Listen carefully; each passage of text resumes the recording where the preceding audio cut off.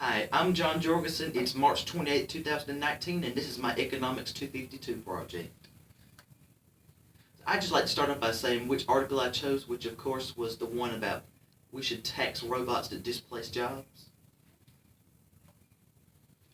And just a quick summary of the article is that the origin of this conversation in the United States comes from Bill Gates, who basically said that in order to curb automation in large scales, that we should institute a tax on robots to disadvantage.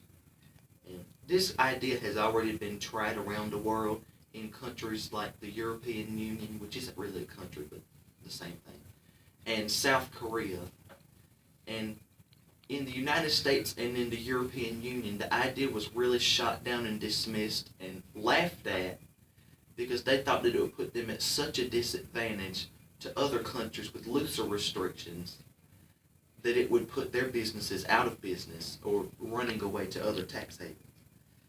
But in South Korea, they actually instituted a robot tax, which wasn't really a tax. It was more of just lessening tax deductions for robots, but still it disincentivized robotics and automation.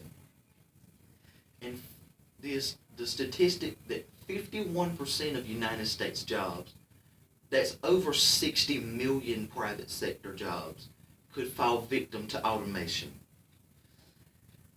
Then the article really starts discussing the sources of revenue for the United States government.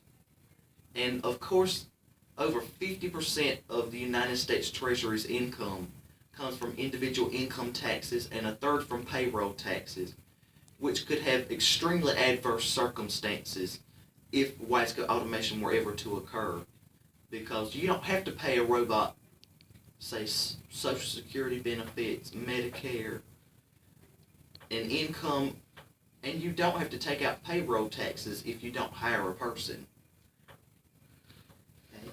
And so, of course, some of the basic adverse effects on the workforce is that jobs would be lost and that morale might be lowered because they might think they would be next.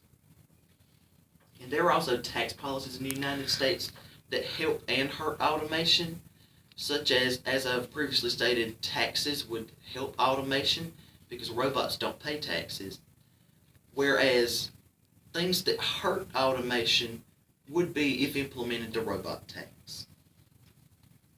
So my thoughts on the article is that I do not agree with taxing robots, and that is because competition is so stiff around the world that people are constantly tooth and nail fighting, and this would just disadvantage the United States to countries with looser restrictions like China or India.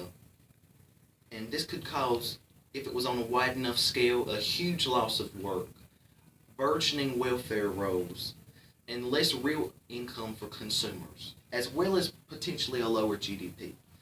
Now, a better scenario, but still not admirable, is that automation is not widespread, which could actually cause a loss of jobs, but not to the extent if it was more widespread. Prices could actually be lowered if it was isolated enough due to not having to pay incomes. Consumers could have more real income, and the purchasing power that they have could go up. GDP could potentially increase as well. Now, closing thoughts. I hope America goes for the second scenario rather than the first one, just because I don't want a lot of people to lose their jobs. But at the same time, if our companies have to do that to compete, then that's what we should do. And there's my link to the article.